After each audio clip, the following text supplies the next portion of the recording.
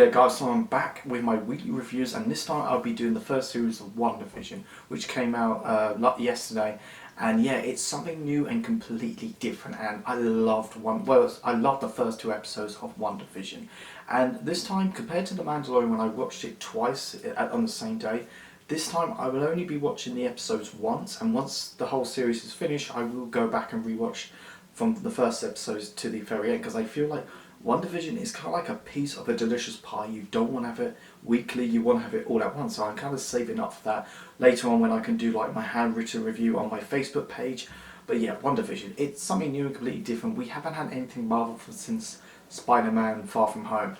But yeah, the format and the style goes back to the core of the 50s and 60s sitcom. Like the 50s, in the first episode, the style and theme is like a love letter to shows like I Love Lucy and Leave It to Beaver, and then you get to the 60s, and then you kind of go to like Bewitched and I Dream a Genie, which is just great. And yeah, I just love the first two episodes, and I'm so tempted to go back and watch it, but I'm saving up once we get to like the last episode so I can go back to it. But yeah, I mean it's great. I mean, if you ask me which episode do I prefer, I think I prefer the first episode, because I was just enjoying the scenario and the miscommunication, and it's so good how they did it. And I think a lot of people, some Marvel fans, may not understand it because it feels very different and bizarre and weird and just amazing.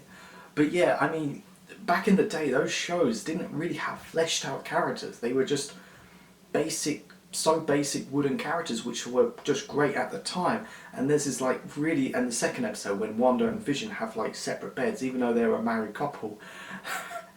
It's great because it's like they, like back in the 60s, they didn't like sex. I love what they did with the first episode. I mean, when they have this miscommunication of having this dinner party, and they realise, oh, Vision brought his boss and his wife back, and Wanda thought it was a wedding anniversary, which was just a great callback, and they're trying to set up the meal. That's just great. And then the second episode, they in this like town talent show to impress all their neighbours and everything, which is great. In episode 2, you do get some hidden nuggets into like what's going on. The first episode, it's really its own thing. It's mostly just to throw you in there, and I love the first episode. I prefer the first episode over the second episode, but I just love those things. And the first episode, I just wish that was for like the whole series, because I just enjoy the Vision and Wanda in these scenarios. I grew up something similar to these. I remember as a kid on BBC Two, I used to watch The Monsters, and that was just great. But yeah, this is amazing, but I was like, oh man, I wish they stayed in the 50s a little bit longer, because I like where they're going with this. If you really think about it, WandaVision is basically the Truman Show to the Marvel Cinematic Universe. I mean, if you think about it, I mean, I'm guessing after Endgame, Wanda creates her own kind of pocket dimension. I mean, she is the most powerful Avenger. She almost destroyed Thanos, but she's able to manipulate reality. So I'm guessing she created her own reality where she's with kind of her own Vision, or maybe it is the actual Vision, but she wants to, like, I don't know how these like sitcom styles come along. Maybe she grew up on those, which is great. I mean, it makes a lot more sense. In the first episode, you do get like hints of what's going on, but in the second episode, that's when it really kicks into gear. I mean, you do get a lot of foreshadowing, and here's my theory, and I think it's a strong theory, and I think most of the people on the internet believes me, that Katherine Hines' character is actually Agatha Harkness. Now, Agatha Harkness wants WandaVision's children. I mean, I think to create her own evil purposes. I don't read the comics all that much, but I think, yeah, that's why she needs her and him, so she can have two of the most powerful twins.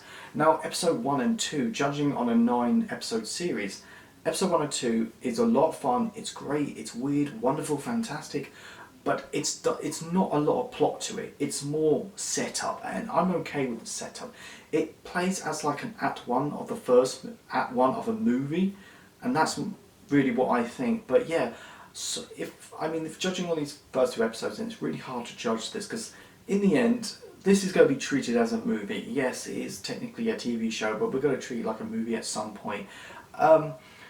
It's fine, it's really good. I think it's an 8 out of 10 so far for these first 2 episodes, and I can't wait to see what comes later on.